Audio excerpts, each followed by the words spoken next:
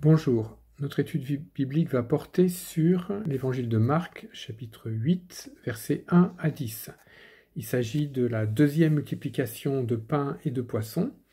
On a déjà une première multiplication de pain et de poissons dans Marc 6, et donc là nous assistons à une deuxième multiplication de pain et de poissons. Certains ont considéré que c'était la même, qui était répétée, ou qu'elle n'a jamais existé, mais on voit par exemple dans Matthieu 16, versets 9 à 11, que Jésus en parle explicitement. Il parle explicitement des deux multiplications de pain et de poissons. Donc c'est des récits qui relatent un événement, deux événements différents qui ont bien eu lieu. Alors on a étonnamment dans cette deuxième multiplication de pain et de poissons toujours la même interrogation des disciples qui se disent mais comment est-ce que cela pourra se faire? Comment pourra-t-on nourrir toute cette foule qui est présente et que Jésus veut nourrir? Il est intéressant de regarder les différences entre ces deux multiplications de pain et de poissons. Donc dans la première, on a une journée, la foule a passé une journée avec Jésus. Dans la deuxième, la foule a passé 3 journées avec Jésus. Donc on voit quand même une soif importante des personnes à écouter l'enseignement du Seigneur. Dans la première multiplication des pains, il y a 5000 hommes qui sont nourris. Dans la deuxième, 4000. D'ailleurs, ça montre un petit peu l'historicité des deux multiplications de pain, parce que si on veut montrer qu'on fait toujours mieux, voilà, on va dire 5000 la première, 10 000 la deuxième, etc. Mais non, là, 5000 la première, 4000 la deuxième.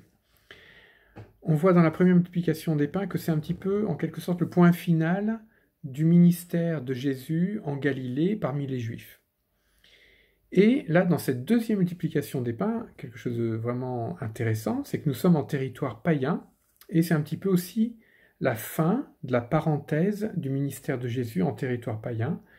Et cette multiplication des pains va clore cette présence de Jésus en territoire païen.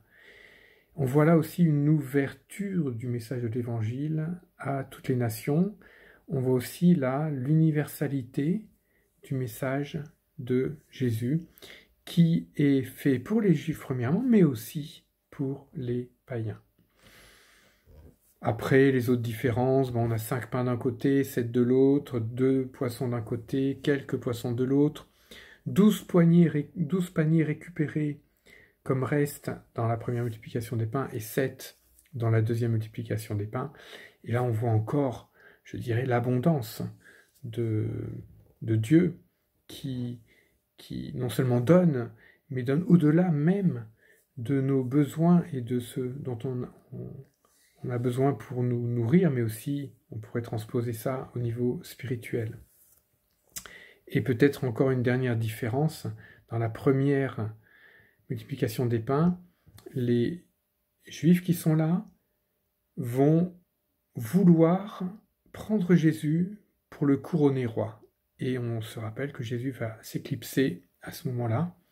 Dans cette deuxième multiplication des pains, il y a simplement une dispersion de la foule, parce que les païens n'étaient pas dans cette optique-là de mettre un roi à leur tête, alors que le peuple juif avait en quelque sorte besoin d'un roi à sa tête, et imaginer que le Messie serait un roi qui viendrait bouter les Romains hors de leur pays.